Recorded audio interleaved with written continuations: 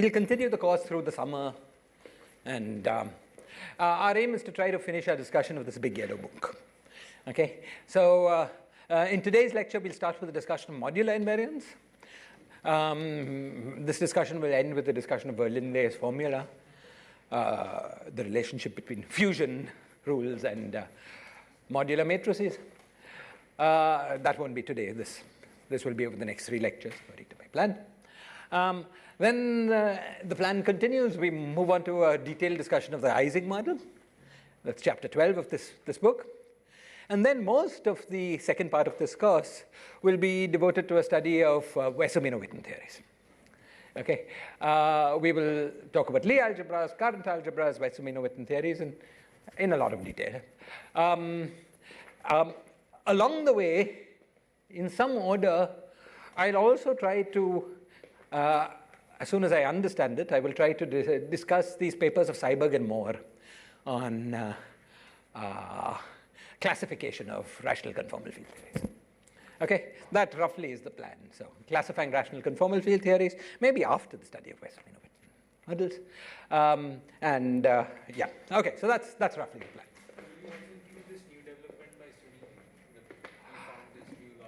If you insist, I mean, yeah, you know, the Seiberg-Moore program was to come up with a set of equations that all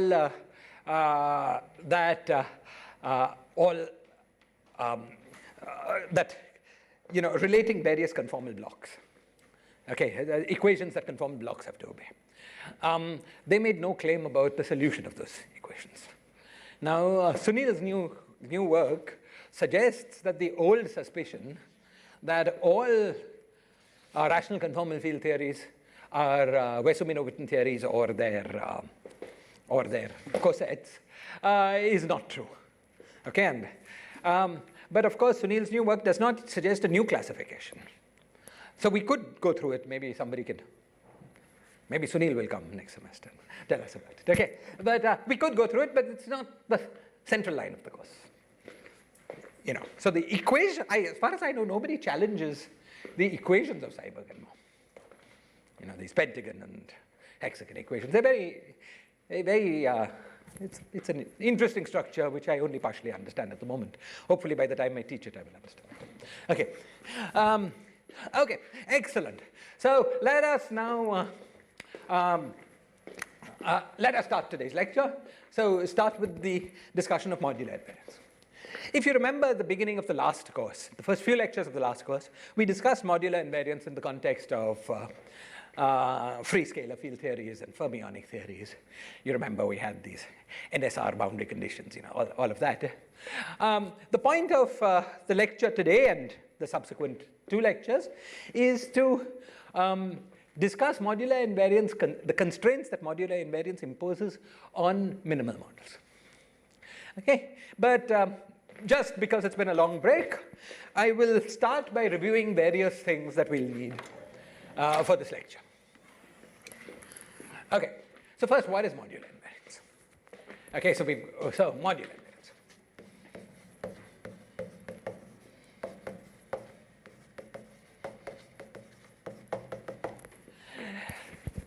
Modular invariance is the requirement that the partition function of a conformal field theory on a torus is a function only of the geometrical structure of the torus and not of your representation of the torus.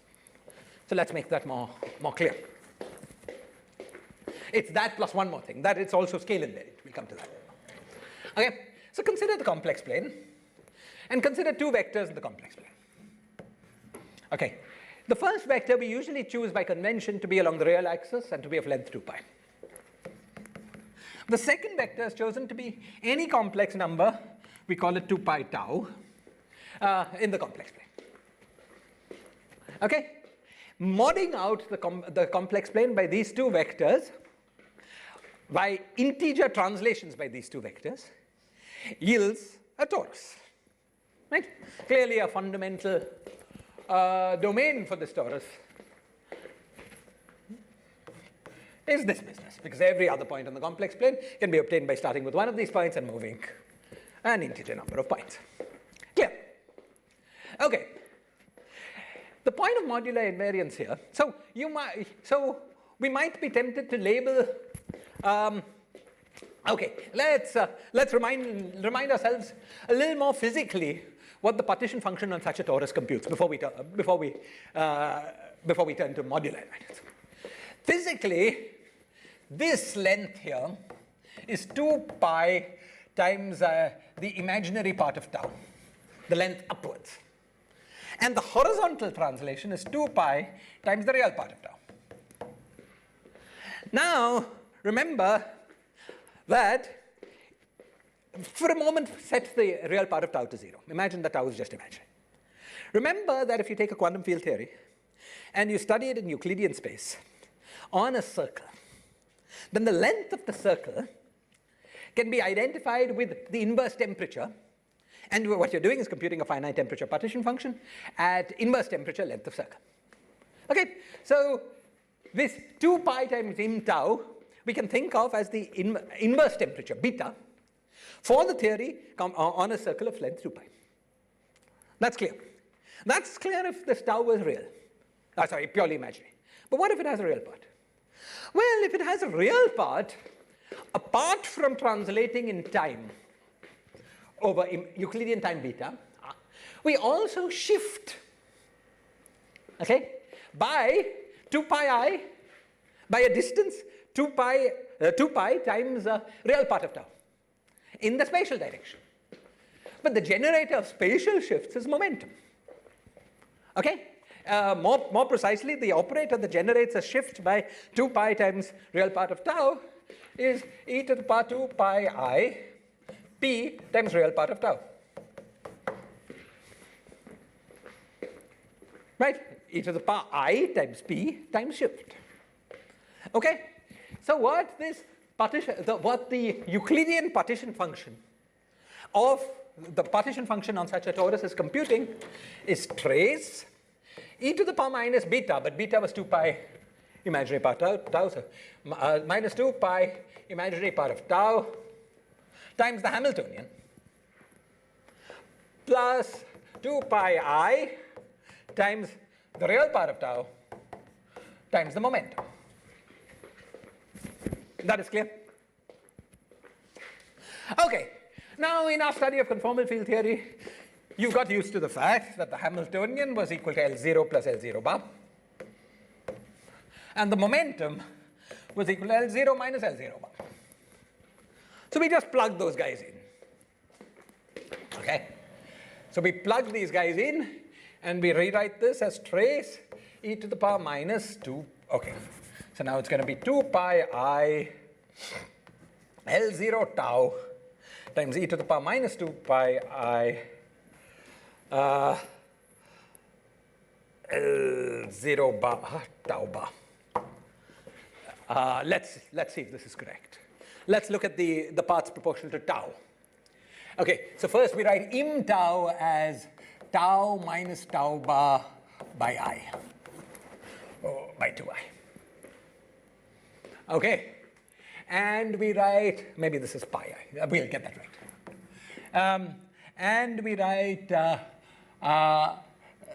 real tau is tau plus tau bar by 2. And now let's group the terms with tau together. Okay, so the terms with tau together, there is tau into, okay, and I've also got to do this with the L0 as well. This is,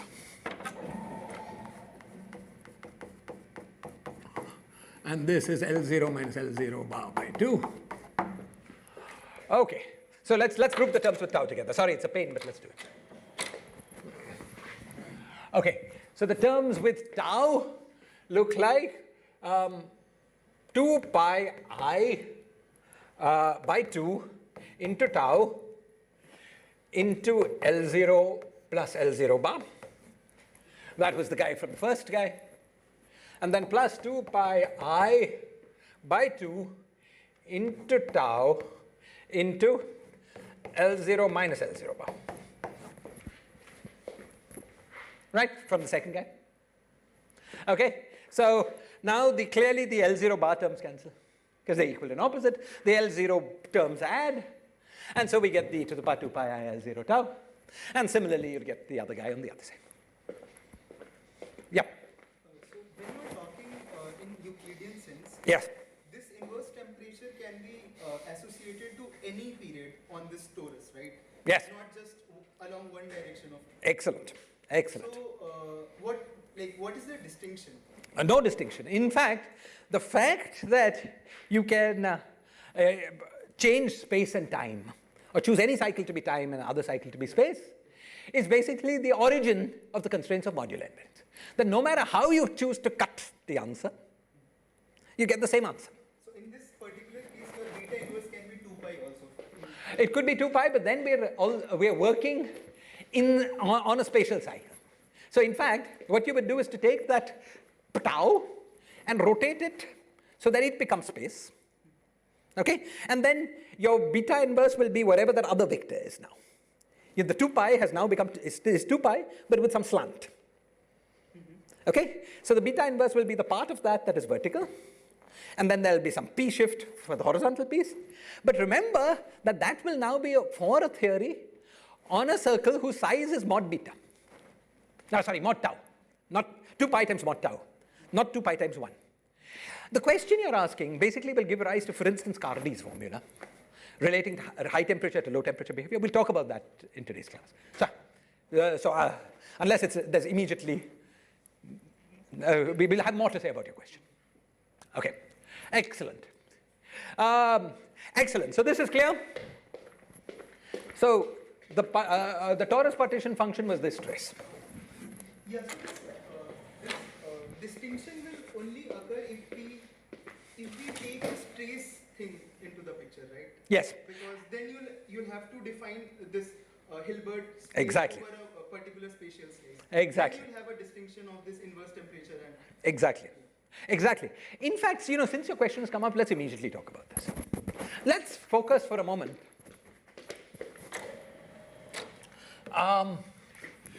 Let's focus for a moment on, okay, let me say one more thing though.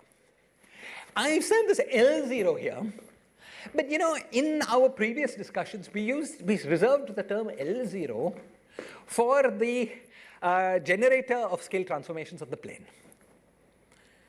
Okay? The holomorphic scale transformations and anti-holomorphic scale transformations of the plane. Here we're using it for the cylinder version of that.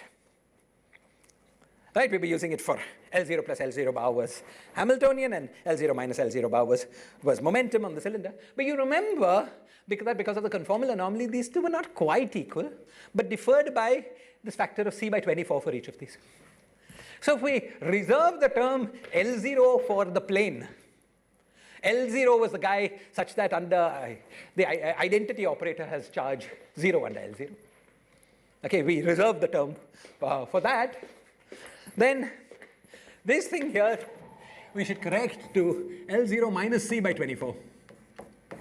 And this is a L0 bar minus L0 bar minus c by 24.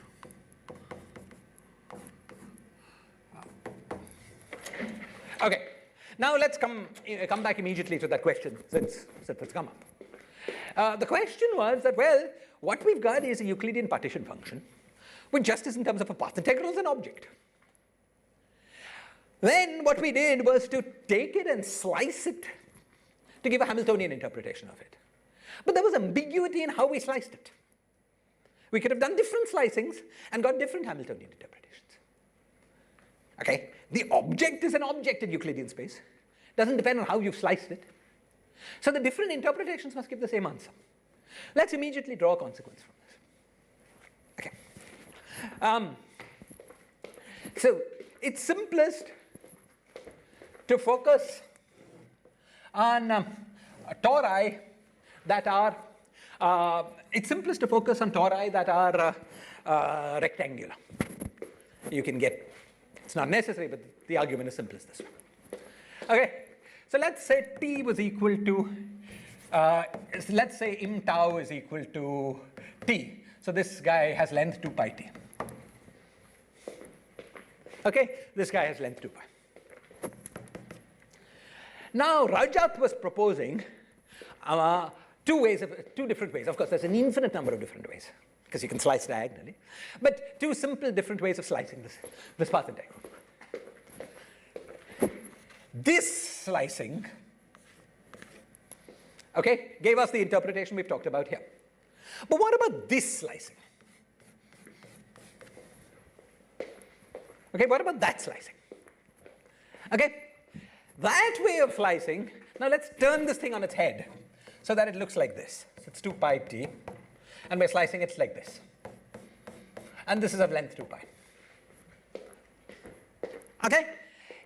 This way of slicing it also gives you the finite temperature partition function of the theory on a circle of length 2 pi t, but at inverse temperature 2 pi. Now we're looking at a conformal field here. So in particular, the theory is scale invariant. So if I take all lengths and rescale them by the same amount, I get the same answer. So this is the same as looking at the partition function on 2 pi and 2 pi divided by t, and then slicing this thing. Okay? So now, what was our conclusion above? Above our conclusion was that we obtained trace e to the power minus beta into, now I'm going to write it without this fancy tau business, 2 pi t times L0 times, let's call it the Hamiltonian, h, L0 plus L0 bar. Now, and then there was minus c by 24 minus c by 24. One c by 24 for L0, another c by 24 for L, so minus c by 12. Okay? The second way of slicing it has given us another interpretation. It is now trace e to the power minus 2 pi by t. Okay? E to the power minus 2 pi by t into h minus c by 24, 24 minus c by 24. If all of this is making sense, these two have to be equal to each other. Okay. So this is a rather dramatic statement. And let's extract some part of it very quickly. Let's suppose that we go to very low temperatures, so that T is very large. Now, at very low temperatures, this theory is dominated by the lowest energy state. Okay? In a unitary theory, the lowest energy state is the state dual to the identity operator, and so has L0 equals 0. Okay? In a non-unitary theory, such as some of the minimal models we will be studying, there may be even lower dimensional operators. Let me work this out for the unitary theory, and the generalization will be obvious. Okay? So let's focus on a unitary theory. So if T unitary,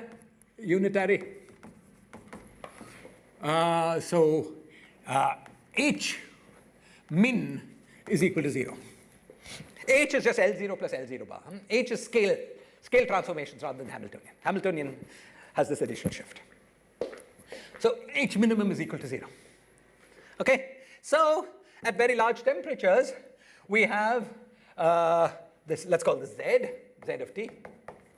So Z of t goes like e to the power minus 2 pi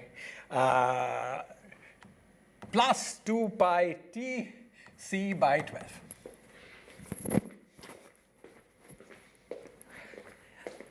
Okay?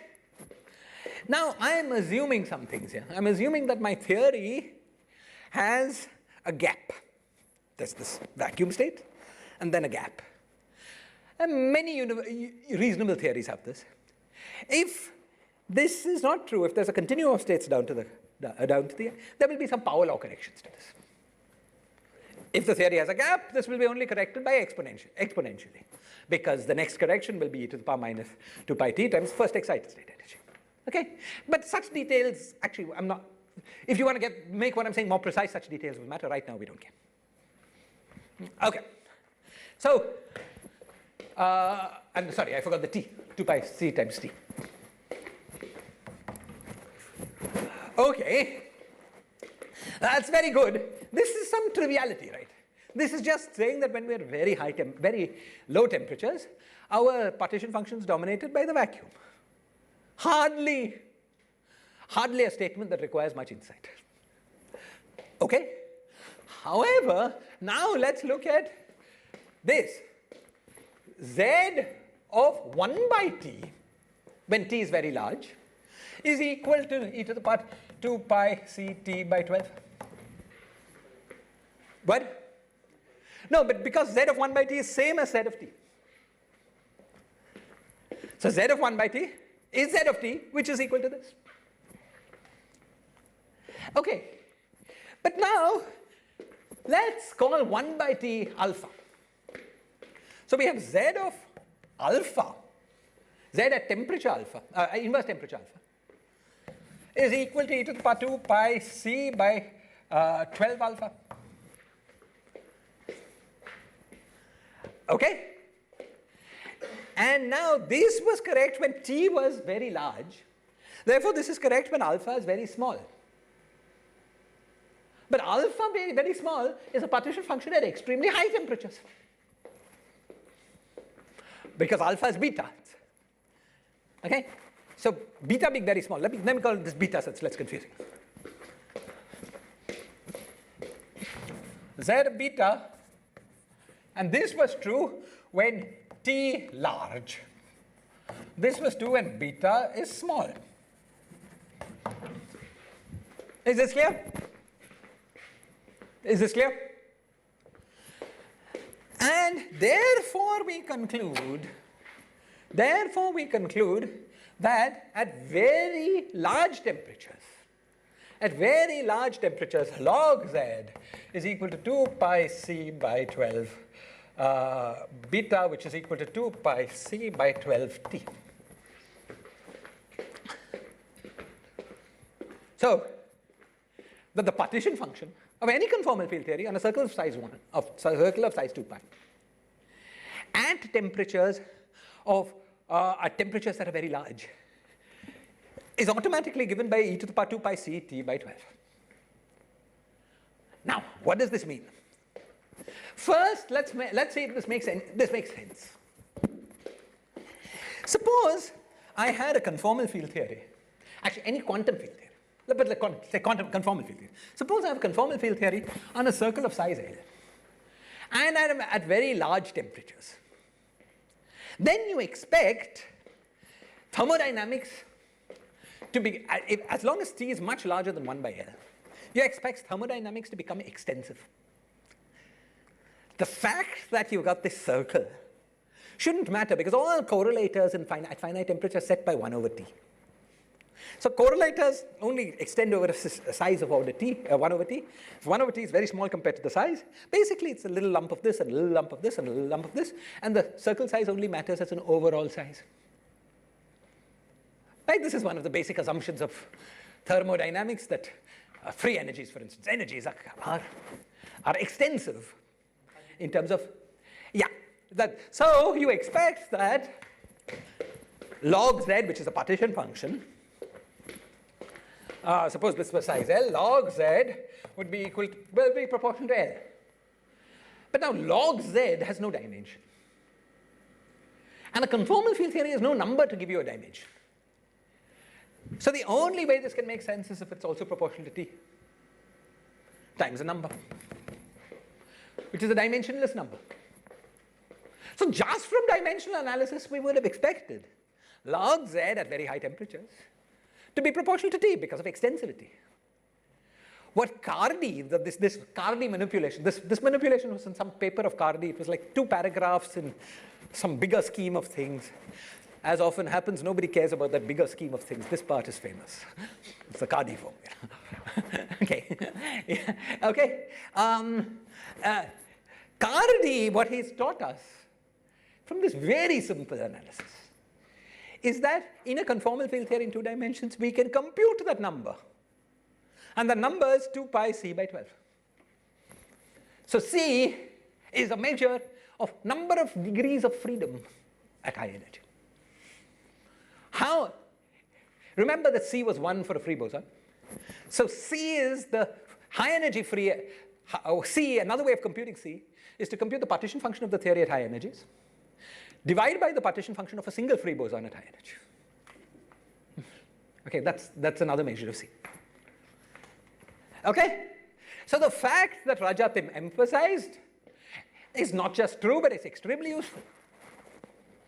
It contains extremely non-trivial information about conformal field theories. Well, I had planned to talk about this at the end of the class, but since you brought this up.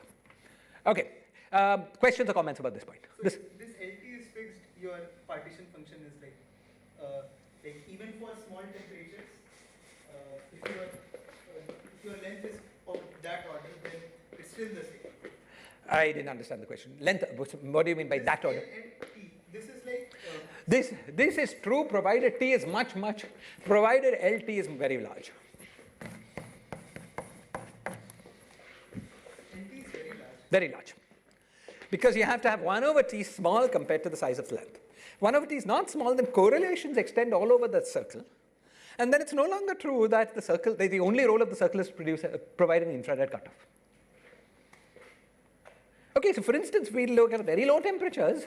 We've seen, right, that the formula is not proportional to T. It's proportional to 1 over T. That was our formula here. That it was e to the power plus 2 pi c 12 times T. When T was very large, that's 1 over temperature. So at low temperatures, it's far from true.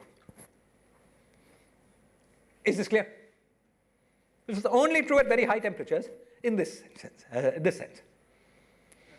temperatures, it is diverging as one by T.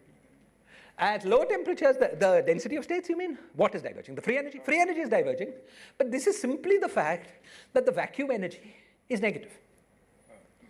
Okay, you have e to the power minus temperature times energy, and if that energy is negative, it diverges, but that's a trivial thing. Okay, that was the C by 24, basically. That was that divergence. Okay, any other questions or comments? Comments about this? Okay. So in some sense, we've already used modular invariance here, perhaps even more than I wanted to at the moment. But let me, okay, since we started doing physics-type calculations instead of this mathematical jugglery, let me do one more. Okay, let me do one more. Let me, yeah. Let me remind you of the partition function. Now, okay, let me follow my plan. I'll come back to this. Okay, so let's go back to the study of modular invariance. I started this lecture by saying modular invariance was the statement, while I gave you this Hamiltonian interpretation of the partition function. Modular invariance is a simpler thing than that. Modular invariance is the statement that the torus partition function just depends on the torus and not on your representation of it. Now, what do I mean by my representation of it? You see, what I did was this. I looked at 2 lattice vectors, omega 1, which was 2 pi, and omega 2, which was 2 pi tau. And I said, I'm going to mod out the plane by any integer translations by omega 1 and omega 2. Okay, that's good. But first thing, we've already seen the following. First, if I took this thing and rotated it, I'm getting the same torus, because nobody tells me how to align my axes. Right, I get the same torus after rotation. Same intrinsic space. Second, as far as a conformal field theory is concerned, if I take the same thing and I blow it up, I scale it, effectively, as far as conformal field theory is concerned, once again I'm getting the same torus. Right, it's a bigger torus, but the same aspect ratio, and conformal field theory only cares about the aspect ratio. Okay, so as far as conformal field theory goes, as far as the partition function of a conformal field theory goes, 2 tori are equivalent if these 2 cycles, omega 1 and omega 2, first are multiplied by any complex number. Because a scaling and a rotation is any complex multiplication. Okay, Second, that is of course true. But the second thing which is more interesting is this. Suppose I take omega 1 and omega 2. Maybe I'll do omega 2 and omega 1. And I define omega 2 prime, omega 1 prime equals A, B, C, D, where A, B, C, and D are all integers.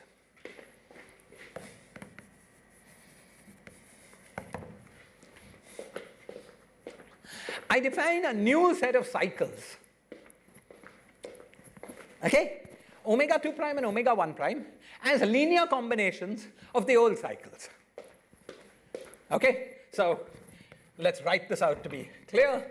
This is A omega 2 plus B omega 1, and this is C omega 2 plus D omega 1. So omega 2 prime is this, and omega 1 prime is this. Okay? Now, since we mod it out by arbitrary integer linear combinations of omega 1 and omega 2, arbitrary integer shifts of omega 1 and omega 2, in particular, our plane is modded out also by arbitrary integer shifts of omega 1 and prime and omega 2 prime. Because omega 1 prime and omega 2 prime are themselves integer linear combinations of omega 1 and omega 2. Okay? Now, you might wonder, therefore, whether the modding out that we have done is equivalent to modding out by arbitrary integer shifts of omega 1 prime and omega 2 prime. That is not necessarily true. Because while arbitrary integer shifts of omega 1 prime and omega 2 prime are certainly integer shifts of omega 1 and omega 2, it's not clear that you can get every integer shift of omega 1 and omega 2 from arbitrary integer shifts of omega 1 prime and omega 2 prime. For instance, if we looked at the matrix 2, 0, 0, 1, this now gives you omega 2 prime, omega 1 prime is omega 2, and omega 1. Now, arbitrary integer shifts of this are, mod out of the original guy, but the two are not equivalent because you're modding out by less, because you've increased your lattice vector by 2. Okay? So, however, what question we want to ask is, when are omega 2 prime and omega 1 prime an equivalent basis for the modding out of my plane? Okay? That is the case when, let's say, m1 times a omega 2 plus b omega 1 plus m2 times c omega 2 plus d omega 1. Every object I write is an integer, okay? So I take arbitrary integer linear combinations of omega 2 prime and omega 1 prime. And I ask, can I, by this maneuver, obtain n1 times omega 1 plus n2 times omega 2 for any integer, for any choice of integers, n1 and n2. If I can do that, then it's the same. Okay? Now, one way of asking this question is to solve this equation for m1 and m2 in terms of n1 and n2. Okay? Now you can go ahead and do that. I'll leave it for you to do. When you do that, you get an equation, an answer which is something, which is all integers, divided by AD minus BC. You have a 2 cross 2 equation. The determinant inside the 2 cross 2 equation turns out to be AB, BC. Okay? So you get that, and M2 is equal to something similar again by AD minus BC. Okay? And so in general, if AD minus BC is some object, for arbitrary choices here, you don't get integer solutions for M1 and M2. So in that case, shifting only by integers and M1 and M2 is not the same as what you started with. But if this quantity is 1,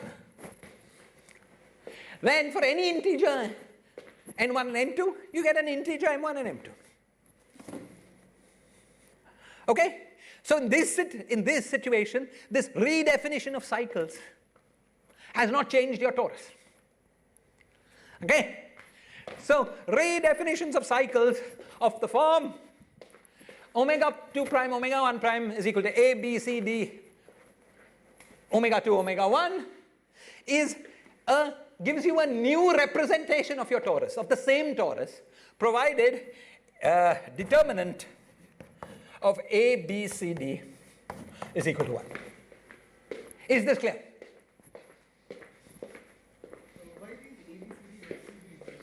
Why it has to be integers? Because otherwise you wouldn't be getting integer shifts of your, it wouldn't even to start with. Starting cycles. Starting cycles But would. why is it has to be like? Because we want to generate the same torus. We want a different basis for the same modding out of the complex plane. So the thing we want to mod out by is integer shifts of omega 1 and omega 2. Okay? Yeah. Excellent. Excellent. Now, let's examine what this change of basis does to tau. Okay? I worked this out abstractly for this omega 2 and omega 1, but our special choice of cycles was 2 pi tau and 1. Okay? And now we have A, B, C, D. So what does that do? So this should be identified with 2 pi tau prime and 1. Okay? Now, it won't be identified exactly with this. It will be identified with this up to scaling. So let's rub this out. Let's see this better. What we get when we do this is 2 pi, and this is 2 pi. Sorry. Let's take 2 pi out. Okay, so 2 pi is out here. Tau and 1. It's an irritation. 2 pi is an irritation.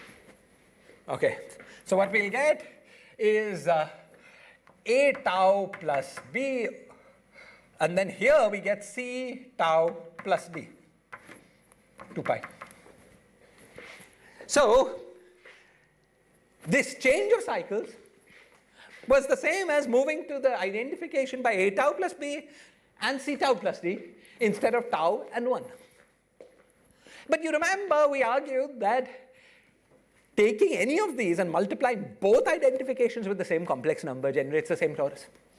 So let's choose that complex number to be 1 over C tau plus D. Okay? That then makes this identification A tau plus B over C tau plus D and 1. Now we wanted to do this because whatever the new identification is, we always want to rotate it back so that we go back to the real axis and make that 2 pi. And so we realized so what we realized is that modular transformations act on tau by the rule tau goes to A tau plus B over C tau plus D. Any questions or comments about this? Yes, please.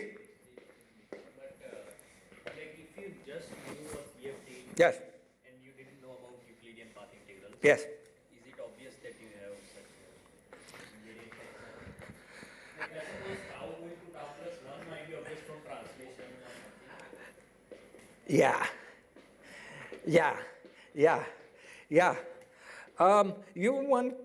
How do you know this? Just from symmetry generators, I suppose. Yeah, as you say, the spatial guys are obvious. It's just, The tau going to minus 1 over tau. Right? yeah, the tau goes to minus 1 over tau. That is how, I don't know of a way of understanding this without the path integral, way of thinking of it. For instance, in a 3 plus 1 dimensional CFT, the fact that, in a 3 plus 1 dimensional CFT, space would be an S3, time would continue to be an S1. From the Hamiltonian point of view, what's the difference between S1 and S3? But because we go to finite temperature in path integrals, path integral gives you an S1 on time. Because we do that, now suddenly there's a lack of symmetry. And because of that, there's no Cardy formula for. I don't know of a way of looking at of thinking of it without the path integrals. Maybe. I've not seen a derivation. Okay, of modular invariance or Cardi type formulas. I think I don't know of one. The master. It's an interesting question. There must be somehow some way of thinking of it, but I don't know. Yeah. Okay, great question. I don't know the answer. Any other questions or comments? So when we compute certain supersymmetric index, yes. it turns out to be some function of B. And so we can define certain modular invariance. Yeah.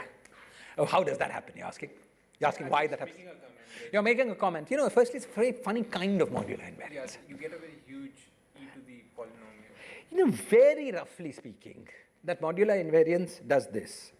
You take S3 and regard it as a circle fibration over CP2, CP1. And somehow in the index, that S1 of the fibration is almost the same as the S1 of time. But this very much requires it to be an index. It very much requires it to be an index. So for instance, for an argument that there can be no such thing in general, let's look, one of the things about this formula, this Cardi type formula, is that it determines the high temperature behavior in terms of the low temperature behavior. Now, low temperature behavior was just determined in terms of the vacuum, which is not renormalized, right? So it's so in particular, in such a theory, the high temperature behavior cannot be a function of coupling constant because it's determined in terms of some non-renormal. On the other hand, we know that in n equals 4 Yang-Mills, the free energy has this factor of 3 by 4 at high temperature at strong coupling compared to low temperatures. So it is renormalized. It's not some simple argument like this doesn't work. On the other hand, the index is not renormalized. So something like this could. Yeah. So indices have many very special things. And they're very interesting. But it's not this general story. Okay, excellent. Other questions or comments? Okay, both excellent questions. Excellent. So let's keep going.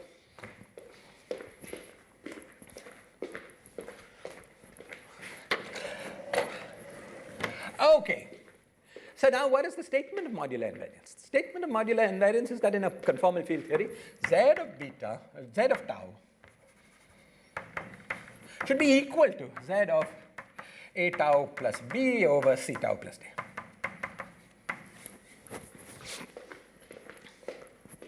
Okay? Let's take a couple of special cases of this. Let's look at the matrix 1, 1, 0, 1, A, B, C, D. Okay? This tells you that z of tau is equal to z of tau plus 1. This matrix, by the way, is called T. Okay? What is this statement? This statement is the thing Chintan was alluding to. This statement tells you that this statement we can understand both from path integral as well as Hamiltonian point of view. From path integral point of view, what is the redefinition of cycles? What we've done is take this new cycle, which is a linear combination of the original cycle, 1 times this plus 1 times this. So we made a new tau prime this diagonal element. Okay? Why should the partition function be invariant under this? Well, let's examine it from the Hamiltonian point of view. From the Hamiltonian point of view, what we've done is changed real part of tau by 2 pi and left imaginary part of tau unchanged. But remember, real part of tau, that's the same as asking for invariance under translations by 2 pi in tau in space. But that's simply the statement that our theory was lived on a circle of length 2 pi. The fact that it lived on a circle of length 2 pi was the statement that it had translation invariance under 2 pi in space. So from the Hamiltonian point of view, this part is obvious. Okay. Already though, this obvious statement From the point of view of operators in the conformal field theory, makes an interesting statement. You see, if we move by 2 pi in space, then, or if we move equivalently by tau goes to tau plus 1, let's look at this fancy version of the formula. Let's move by tau goes to tau plus 1. If we move by tau goes to tau plus 1, where is our fancy formula? Rub it out. Here. Tau bar. Thank you. So if we move by tau goes to tau plus 1, you see,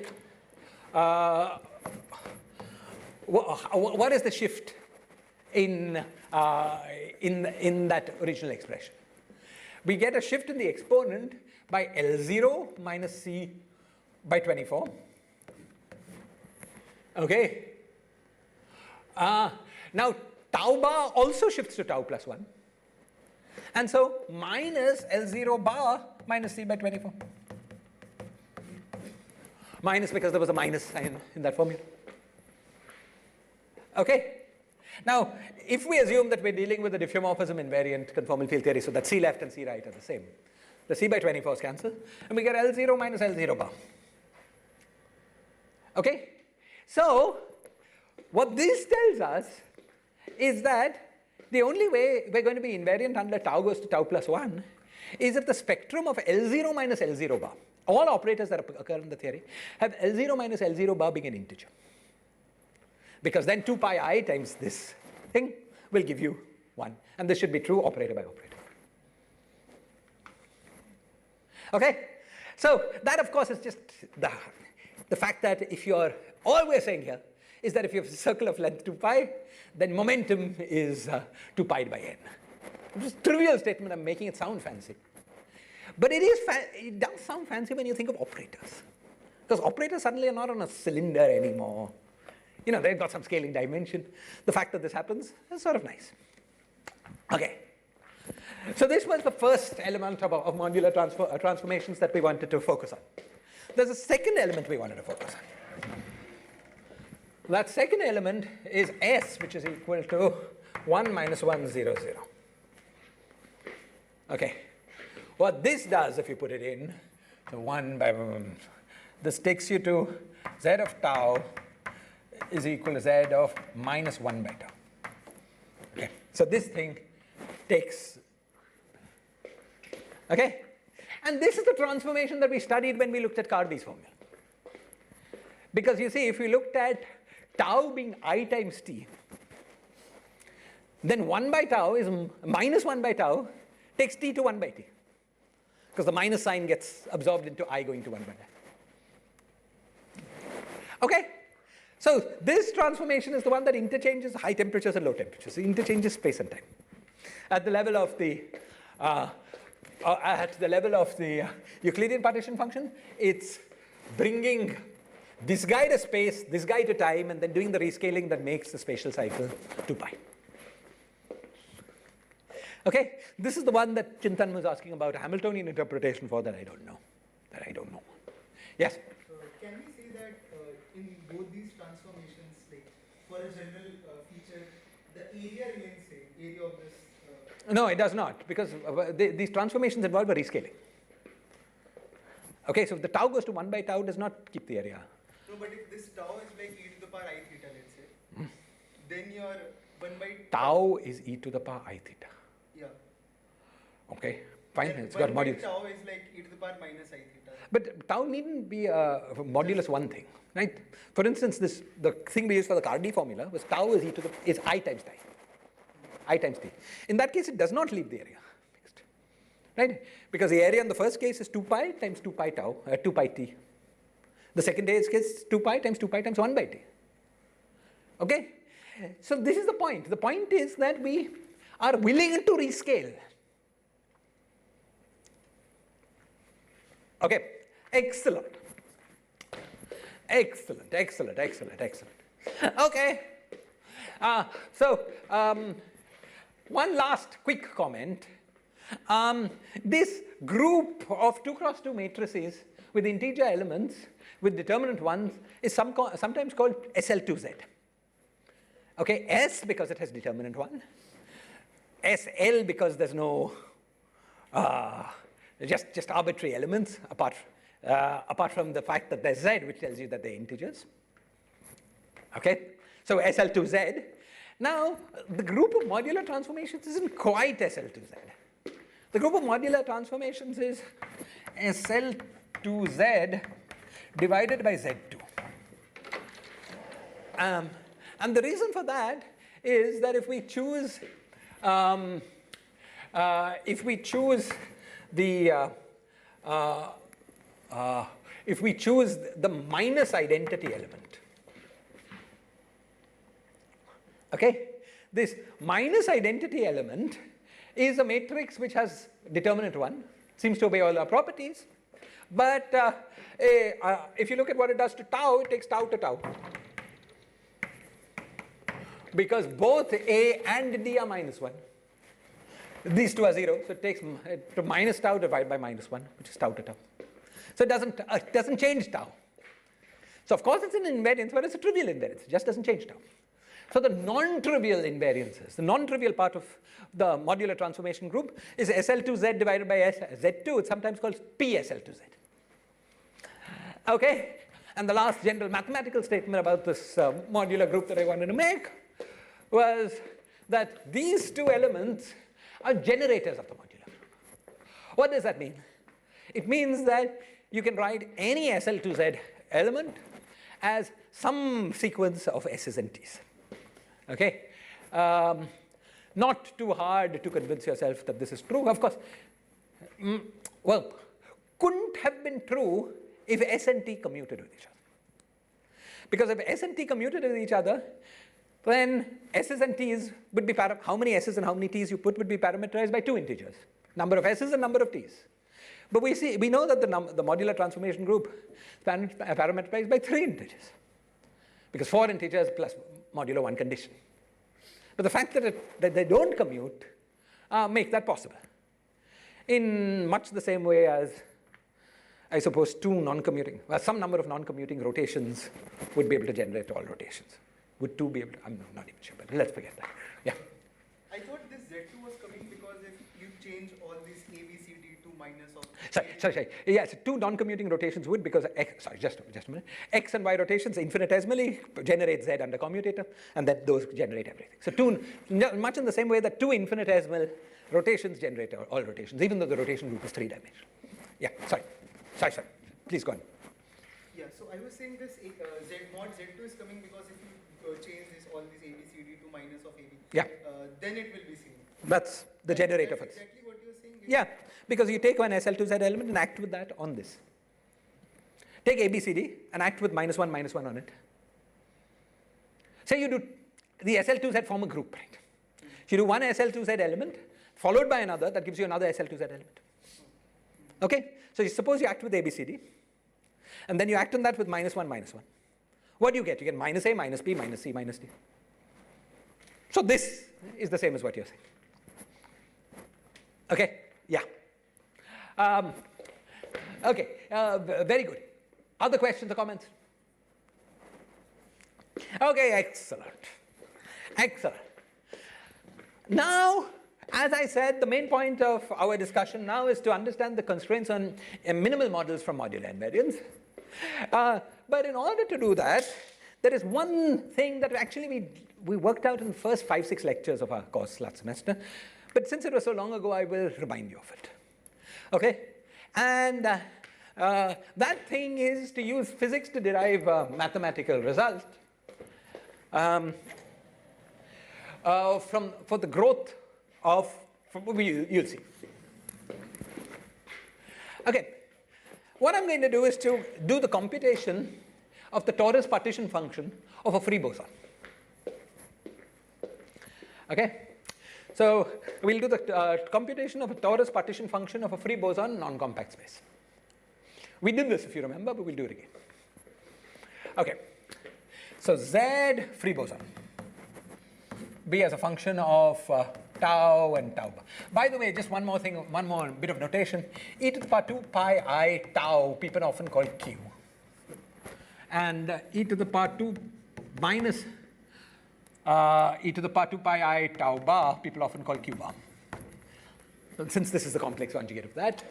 So the partition function is equivalently written as trace q to the power L0 minus c by 24 times q bar to the power L0 minus c by 24.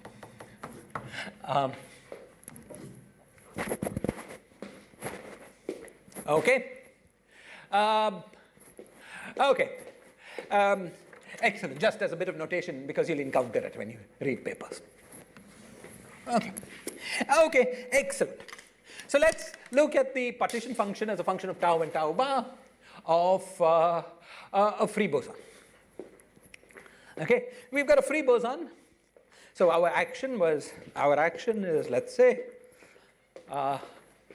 S is equal to 1 by 4 pi alpha prime del mu x.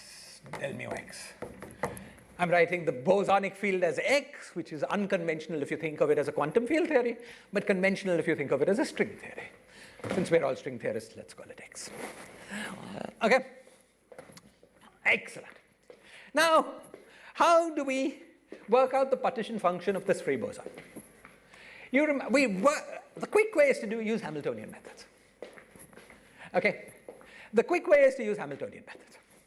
You remember that when we quantize the free boson, we get a bunch of harmonic oscillators. The harmonic oscillators are, there's a left-moving harmonic oscillator and a right-moving harmonic oscillator. Left-moving harmonic oscillator had frequencies 1, 2, 3, up to infinity. Right-moving harmonic oscillator had frequencies 1, 2, 3, up to infinity. Okay? And then in addition, there was the zero mode. Do you remember this? Everyone remembers this, right? Okay. So let's first work out the partition function of the zero mode. Of the harmonic oscillators. The partition function of the harmonic oscillators is then really simple. Its product n is equal to 1 to infinity, 1 over 1 minus q to the power n. Because this is the partition function of each of the harmonic oscillators, harmonic oscillator frequency 1, frequency 2, frequency 3, so on. There's also a right moving harmonic oscillator, 1 minus q bar to the power n. And then there was a contribution from 0-point energies. You remember we understood the 0-point energy by summing 1 plus 2 plus 3 plus 4 and found the famous formula 1 plus 2 plus 3 plus 4 is minus 1 over whatever it was, 12. Okay. So there's the 0-point energy contribution, and that was basically shifting each L0 by L0 to minus C by 24, so minus 1 by 24. So Q bar to the power minus 1 by 24. To the power minus 1 by 20. I think that's right. Right. So this is the harmonic oscillator contribution of the of this thing. What remains is the free boson, is the zero mode. Okay. Now the zero mode is really simple, right? Because the zero mode is this action where you put zero frequency in space. So then we can just do this integral. This was d2 sigma. We do the integral over sigma. And we're left with the quantum mechanics with an action 1 over. So the 2 pi in this integral cancels the 2 pi here. So 1 over 2 alpha prime x dot square dt d tau. Okay? And now you identify this action as the action of a free non-relativistic particle of mass 1 over alpha prime propagating in a non-compact space. But we know what the spectrum of please stop me if there's anything unclear. But we know what the spectrum of a free non-relativistic particle of mass m is. It's p squared by 2m.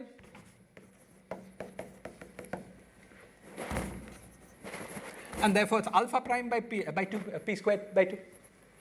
And so the partition function is simply e to the power e to the power beta. Beta is 2 pi, it's such a pain, right? Minus 2 pi imaginary part of tau, whatever that is. So it's beta, okay, times alpha prime p squared by 2. And then we have to, this is the contribution of the state with momentum p. Then we have to integrate over all momenta. So dp by 2 pi. And then there's a factor of infrared volume, which we'll forget about. It's delta function. Right, so this is the partition function over 0 modes. Again, what we've done is to go to Hamiltonian methods. Hamiltonian methods are often faster when you have them. Okay? So this has various prefactors which you can easily compute if you do this integral carefully. What I'm interested in is the tau dependence. So clearly what we will get is a square root im tau.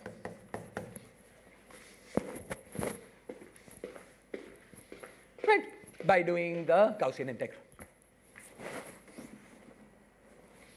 Clear? Okay, so apart from some number which is possible to compute, but we're not interested in,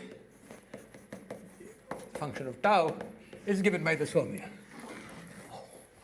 One of the things I wanted to show you was that, though we'd computed this before, right, I could have just said, this is what we found. Just wanted to remind you, I didn't have notes for this. It's such a simple formula, you can reconstruct it in 5 minutes. You know, so many of these formulas for free theories are like that. You can reconstruct them, just not by remembering, just by remembering how to get it very fast. Okay, I hope I've got it right. Anyway, fine, it looks right. This minus 24. Okay, so this was the partition function for the free boson.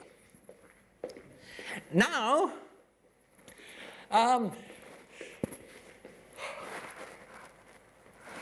this quantity, product over 1 minus q to the power n times q to the power 1 by 24. This has a name, it's called eta of q. Okay, and it's one of these famous functions that Jacobi and all his friends defined whenever Jacobi and all his friends were defining things. Okay, it's called the eta function, and well, this is 24. Yeah.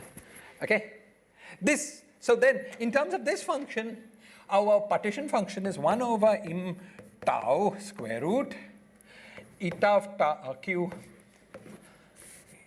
Eta of minus eta bar of q. Let me check I've got the definition of eta right. Maybe it's inverse. Just give me. Maybe eta is defined with 1 over that. 1 second.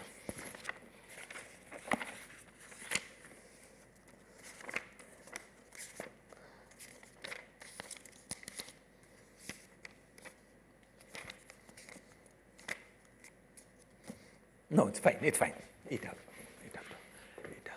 Eta q, or sometimes called eta. I think more usually called eta of tau. You substitute q is equal to e to the power 2 pi I tau. Think of it as a function of tau. So this is the same as 1 over square root of im tau times mod eta of tau square. Okay. So the partition function for a free boson is proportional to 1 over square root of im tau times mod eta of tau, mod eta of tau square. Yes? Can you give some sense of what's in the denominator as in some physical sense? Okay, physical sense. So firstly, Because this remains constant as they change tau goes to but minus 1 by tau. yeah, we're going to use that in just 1 minute. But first, physically, what is this quantity? Suppose you take this product. Let's take this quantity. Forget the q to the power 1 by 24.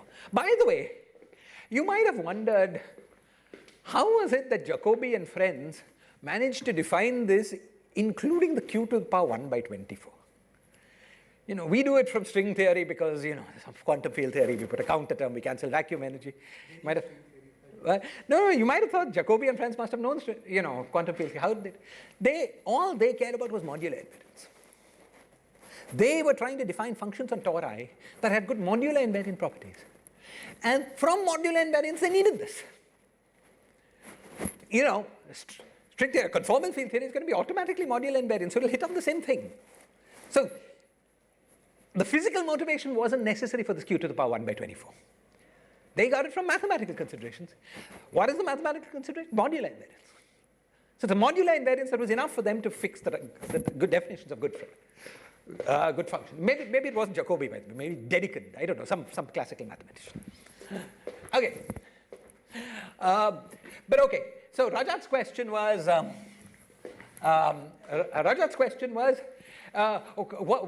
What is the interpretation of this object?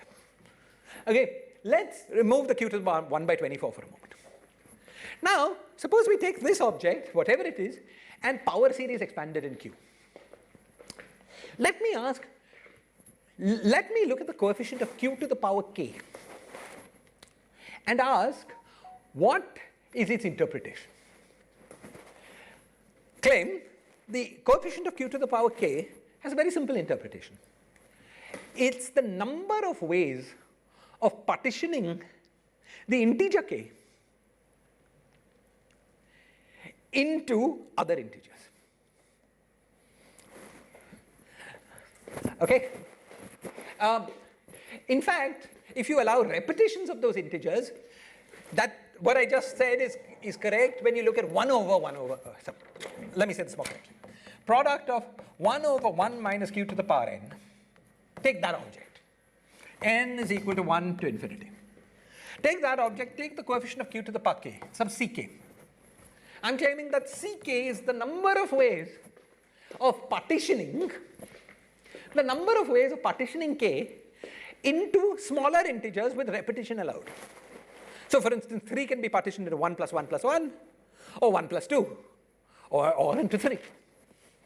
Okay? Why is it this? Because you see, every way of such partitioning, it's clear, right? Every way of such partition, each of these terms, if we look at the power series expansions, 1 plus q to the n plus q to the power 2n plus q to the power 3n and so on. Each of these is that. This I'm going to associate with n appearing 3 times. The next one I'll appear with n prime appearing however many times. And the total number of powers add up to k. So for every way there is a partitioning the integer k into other integers, there's one term in this expansion that contributes to q to the power k. Okay? So it is a very natural mathematical object, this quantity. Okay? The number of ways of it's the generating function for the number of ways of partitioning integers into smaller integers. Is this clear? Yes? Yeah, but I was asking about this whole thing in the denominator, not just this individual. Okay. Not the physical sense of Okay, I mean, we're going to estimate how it grows with tau, if that's what you want. Okay, if that's what you want. What do you mean, what is the physical sense? I mean the same question, similar kind of question he was asking, but in he was asking what's the Hamiltonian interpretation of? He was asking for modular transformations. Is that what you're asking? Yeah, because here also if we do tau goes to minus 1 by tau, the thing will be same. The whole thing will be same. So I just want to understand what this whole thing is, like some physical. Okay, I think you're on your own. I don't know what to say. What do you mean, what the whole thing is? It's a modular invariant function. Yeah, it's a modular invariant function. It's a partition function. It counts the states, counts operators, but you're not satisfied with that. Okay, then you're on your own. Okay? I mean, what more do you want? What is the kind of answer you want? The kind of answer I want is like the earlier, let's say when we were doing this tau goes to tau plus 1, I know the area remains constant, right? I want to see what is this constant thing in this function itself? Like, is this some area? Is this something else? I don't know. I haven't understood the question. What is the constant thing in this function? Just say that more precisely. Like this z of tau is this st transformation, tau goes to tau plus 1. Yes. That will keep your area of this parallelogram same. Yes. Now I'm saying what will be constant if we do this S transformation, like some physical thing which will remain constant if we do this S transformation. It's just that after rescaling, it's the same torus. Right? That is clear, right? Yeah, that is clear. Okay, maybe there's something that to say that, but I don't know what. I don't know. I'm not even sure I know what you're asking. But I'm sure there is something to say that will make you happy, but I probably don't know. Okay. But, okay, fine. Let's move on.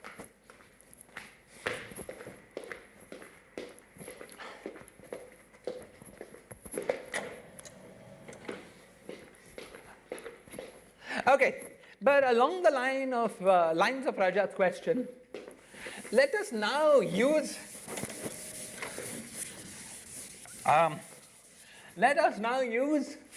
use this plus modular invariance plus Cardy's formula to predict the growth of eta of tau as tau becomes large. Okay, so now let us fix on tau is equal to it, just to keep things simple.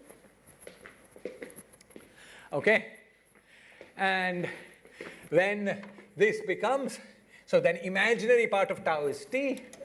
So we have 1 over square root of t times eta of it mod square. This guy is modular invariant. Right? So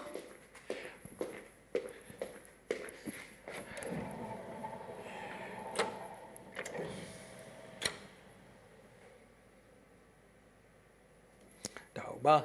But you see, when we look at q and q bar, when tau is it, so q was equal to e to the power 2 pi I tau, and q bar was equal to e to the power minus 2 pi I tau bar. Now when tau is it, both of these become e to the power minus 2 pi t. Okay? So you see this mod square is no longer needed, just this thing square. Okay? So this square, okay, is our, and by abuse of, yeah, fine. This square is what our partition function is. Okay? Now, fine. Excellent. Now, we know that this partition function is invariant under eta goes to 1 by eta, t goes to 1 by t. Tau goes to minus 1 by tau, which is same as t goes to 1 by t. That's the S transformation of modular transform. Okay? And so we have that square root t eta of I t square is the same as 1 by square root t, because that's t goes to 1 by t, times z of I by t, the whole thing square.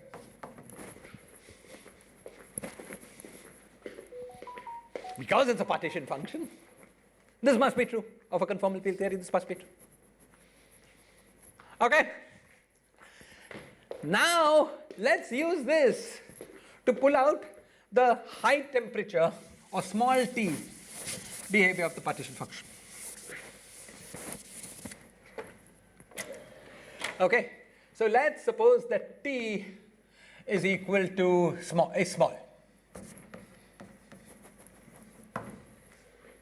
Okay? Then we get z of it, the whole thing square, okay, is equal to 1 by t, so I've taken that down here, times z of eta, this is not z, this is eta of it, the whole thing square, is 1 by t times eta of I by t the whole thing square. Now, what is eta of I by t? When t is remember eta of I by t was simply 1 over product 1 minus q, but q was e to the power minus 2 pi by t, because we're doing 1 by t. Okay, times n, product n is equal to 1 to infinity, times q to the power minus 24, so minus 1 by 24, and q was, sorry, so this becomes e to the power 2 pi by 2040. Please check this. Did I get the sign right? And another factor comes from q bar. I'm just talking about this, eta itself. Okay, did I get this right? Minus 1 by 20 e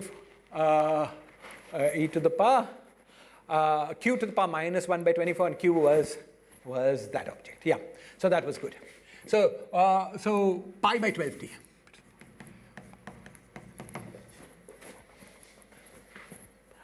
Okay, but t is very large, so this stuff we can all ignore. This is just 1. So at very large t, the leading behavior is e to the power, t is very small, so 1 by t is very large. So all these are subleading corrections to the leading correction. So the leading correction is just this pi by 12t. Okay, so that is equal to 1 by t times e to the power pi by 60. The 12 has become 6 because of the factor that you pointed out, it's square. Okay, and therefore,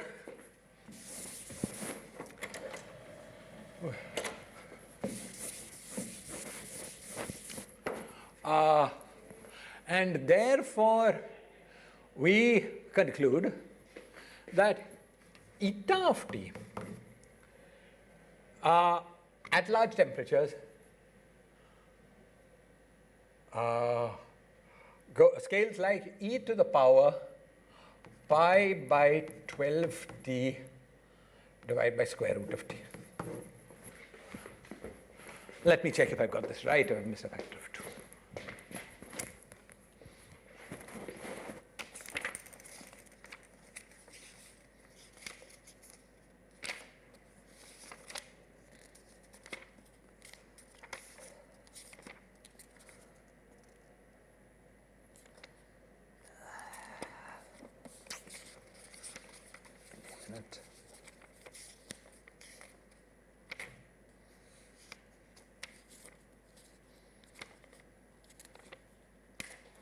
Sorry, just 1 minute. T.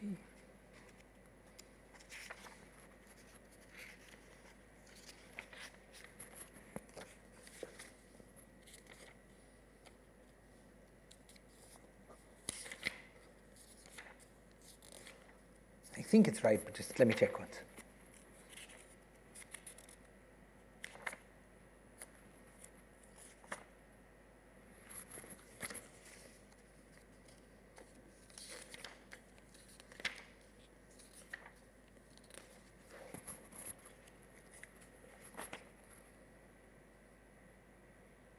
Ah, 1 by 12, there you go.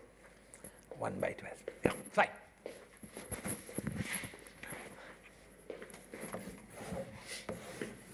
Okay, this of course, physicists were of course far from the first people to obtain this high temperature expansion. This expansion was obtained possibly earlier, but to very high precision by Ramanujan. Yeah, the Hardy-Ramanujan formula. To very high precision, takes this as a first term, but goes to very high order. It's the old version of the fairy tale expansion. Ramanujan loved questions like, how many ways are there of partitioning an integer into other integers? This is the kind of stuff he loved. Right? This is an asymptotic expansion. This is an asymptotic expansion. I've just given you the first term. You can take this expansion and make it much, much better. Okay, but And again, the reason that these guys worked with this function, including the C by 24, so and it's modular invariance, that was that helped them get these expansions. Okay, excellent. So, fine. So that this part we're going to use now. I'll take like 5 minutes over time today. Oh, unless there is. कुछ है समाधान इस room में कुछ है? हाँ? Colloquium है. We can't take 5 minutes over time. Okay. Okay. So then maybe we stop here. What I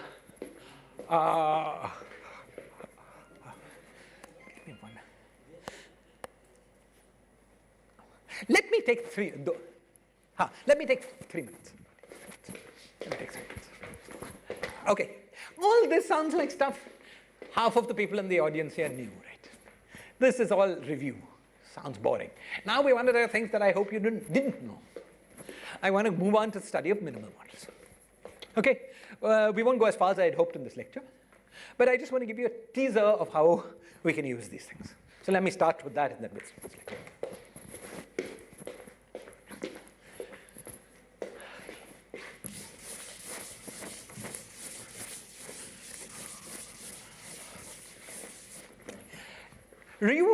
You remember we spent innumerable number of lectures last semester, or semester before, whatever, whenever, discussing minimal models. So you remember all about minimal models, right? In particular, you remember that it's a theory with a finite number of primaries. For this, what I'm going to say now, that's all you need to know, all you need to remember. Okay. So now, suppose you've got a primary, okay, whose dimension is h. Suppose you've got a primary whose dimension is h, and I want to compute the character, the Virasoro character of that primary, just holomorphic, the holomorphic Virasoro character of that primary. Okay, for the primary itself, we get the contribution q to the power h. Okay, we have this shift by minus c by 24, as always, right? Everything gets shifted when we go to from plane to torus. And then we have, if there were no null states in the module, okay, if there were no null states in the module, we would be able to act on the primary by L minus 1, or L minus 2, or L minus 3. So if there were no null states, the long character would have been product n is equal to 1 to infinity, 1 over 1 minus q to the power n. So that's simply q to the power h times what we had from the harmonic oscillators before. Okay? And therefore, eta of tau. That's if we had no null states. Now, if we have null states, we get some other character. But that only reduces the number of states. So, this quantity gives us a bound on the number of states at high energies. And therefore, a bound on the growth of the partition function with temperature at high temperatures. This is clear?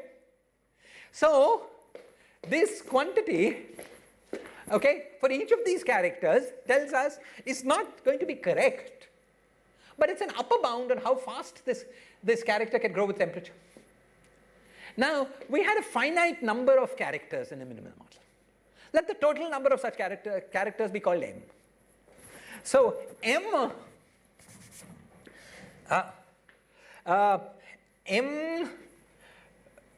so q to the power h1 plus q to the power h2 plus q to the power hm gives us an upper bound on the high temperature behavior of the character of this minimal model. Of the total partition function of this minimal model. This is clear? What? No, it's a sum of these. So this plus this plus this plus this. Okay, yeah. Okay? However, we have already used this Cardy's formula to tell us how this partition function grows in terms of central charge. If somebody has the formula in their notes, I need it with numbers. This, okay. Okay. So this has to be, so this is an upper bound. So this has to be, I mean, as far as the free energy goes, will have to be greater than equal to the true growth.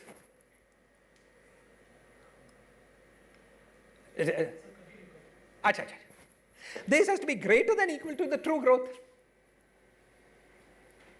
I'll make clear exactly what has to be greater than. The coefficient of the temperature dependence. Well, let's say it roughly now. Has to be greater than equal to the true growth. The true growth. Can somebody read out the true growth in terms of central charge? E to the power. Anyone has it, or we work it out again? It was something e to the power 2 pi c by times t. Okay. We need a little precision. Okay. I'll be. It's there? It's on the Second board.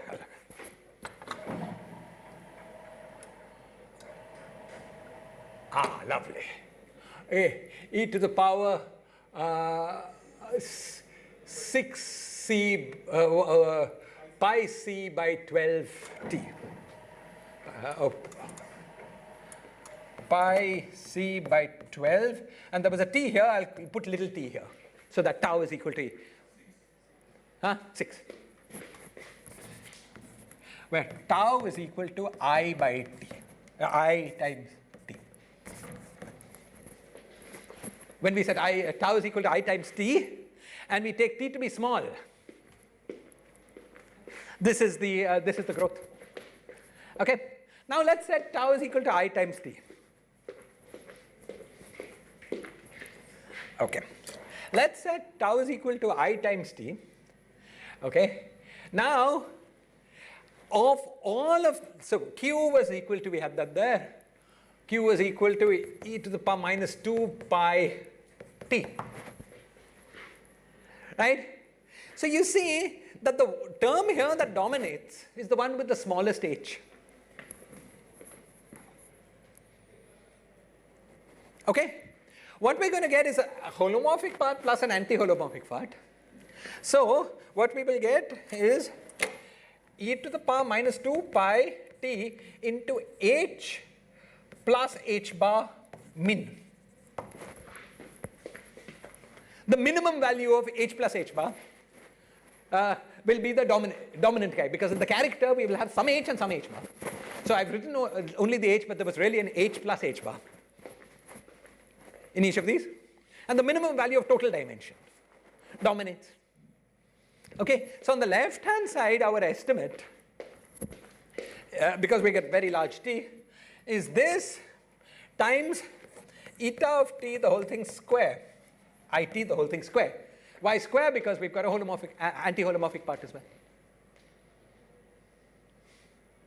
Okay, but now we've got an estimate for this eta of t. Okay, and so we get e to the power minus 2 pi t. I'll call this total delta min. Okay, times now eta was e to the, so eta squared is eta square. Did I do the square rooting right? Looks good, right? Looks good. Square root. So eta square is so I get a t here, and then e to the power minus pi by 60.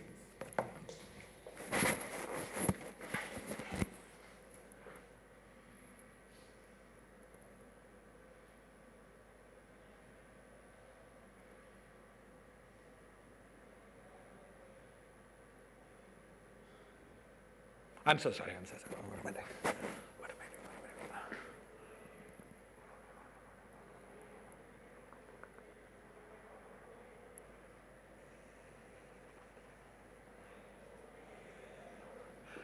It's h, is it times, just a minute, h times, I'm taking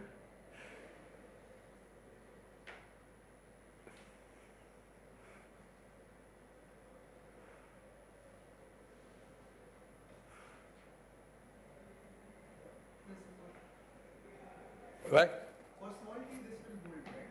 Yeah, yeah, yeah, yeah, yeah, yeah. Just one minute, just one minute.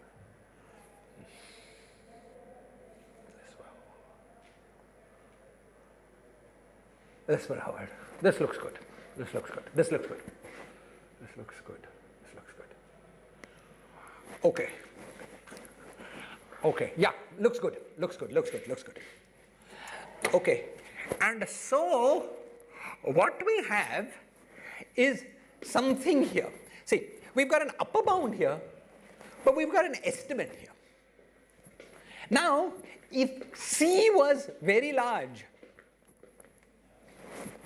that estimate would exceed our upper bound.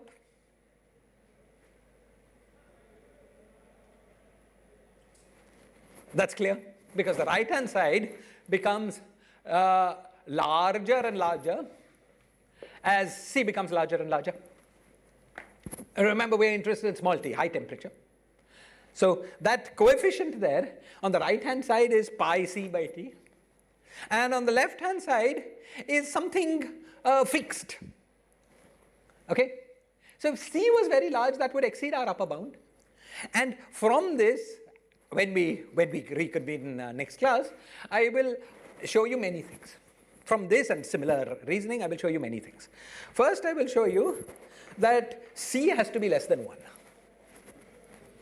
This thing that we already argued from our study of minimal models, that C has to be less than 1. Second, I will show you that modular invariance, that by making not just an upper bound but a lower bound of this growth, I will show you that it is impossible for this thing to be modular, that all conditions that we get of this sort cannot be obeyed unless all states in this minimal model have multiple null vectors. I will repeat this statement. Yeah. You see, we already know many things, right? Okay. Yeah. When we studied minimal models, we truncated our operator spectrum to those operators that had null vectors. You remember those operators actually, every state had actually 2 null vectors. There was at h r and then p minus h, p prime minus r. Okay?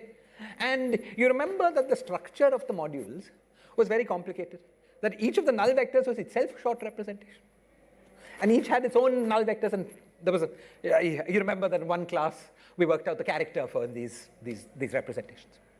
So these representations are very complicated because they have an infinite number of null vectors of null vectors and null vectors.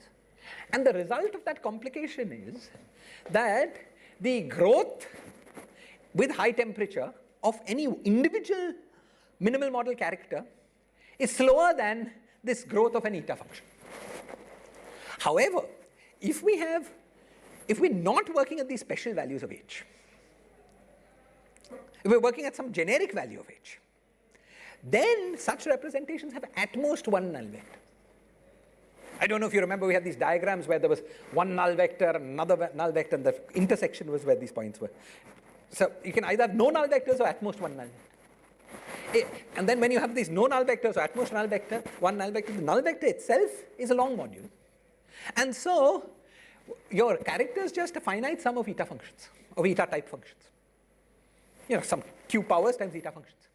But these were non-unitary, which didn't have null vectors. Which didn't have null vectors. Yeah, that's correct. They were non-unitary. Okay? But those guys are going to have characters that grow at high temperature like eta functions.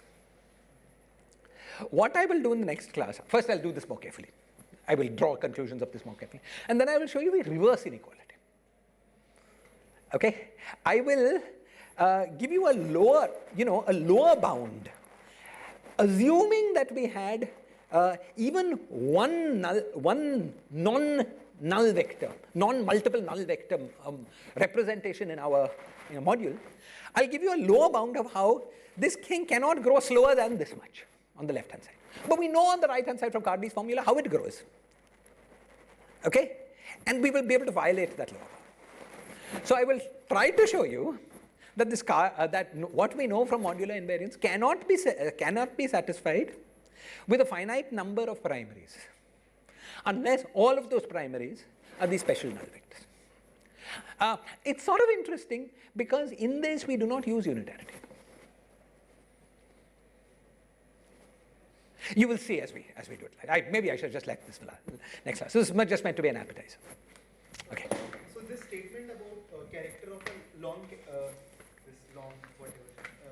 the character of a long representation is the upper bound is true for. Well, as character of a long representation, it's exact, but it's an upper bound for the character. Yes. But it is true at every energy scale, right? Not just at higher energy. Yeah. So what it is an upper bound on really is this. You take the coefficient of any power of q in this expansion. That is the number of states. That coefficient is an upper bound on the coefficient of the actual thing. That is an exact statement. Okay, but at very high energies, that coefficient, that upper bound on the coefficient becomes an upper bound on the coefficient of behavior as a function of t. Okay, if you go to microcanonical ensemble, number of states, it's exactly an upper bound. But I was doing something more crude. I was looking at this as upper bound in a coefficient in canonical ensemble. Okay, that is a more complicated thing except at extreme things. Okay, good. Other questions, comments? Like in the case of this free boson, Yes. the coefficient of Q Yes. turn into the partition of N. Yes. Is there a similar interpretation for the minimal models where you? Maybe somebody knows this. It's a very complicated formula, but it's a very beautiful formula. So maybe there is a combinatorial interpretation, but I don't know it. Other questions or comments? Okay, this part we'll go through again and draw conclusions from again. I shouldn't have done it so early, but we'll do this again next class. Next class, by the way, is on Friday to Thursday. Okay, so just to end, this is the plan. Next class, we continue with this and we draw conclusions about minimal models from modular invariance. We're heading to talking about, then I will try, perhaps in the next class, or maybe the one after that, to talk about the relationship between fusion rules and modular invariance. This famous Verlinde formula. Okay? And then after that, we move on to a more detailed discussion of the Ising model. That's another 2 or 3 lectures. And then after that, we're going to talk about Weisser-Beinow.